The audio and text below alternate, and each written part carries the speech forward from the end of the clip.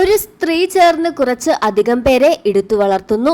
അതിലെ ഒരു അനാഥ പെൺകുട്ടിയെ 18 വയസ്സായപ്പോൾ സ്വന്തം മകനെ കൊണ്ട് തന്നെ വിവാഹം കഴിപ്പിക്കുന്നു. എന്ത് നല്ല പുണ്യകർമ്മം! എല്ലാരും വാനോളം പുകഴ്ത്തുകയും ചെയ്തു. ആ അമ്മയുടെയും മകന്റെയും നല്ല മനസ്സിനെ മലയാളി പ്രേക്ഷകർ കൈയടിച്ച് പ്രോത്സാഹിപ്പിച്ചു. ഇപ്പോഴിതാ അതെല്ലാം വെറും കെട്ടുകഥകൾ മാത്രമായിരുന്നുവെന്ന് പുറത്തുവരുന്നു.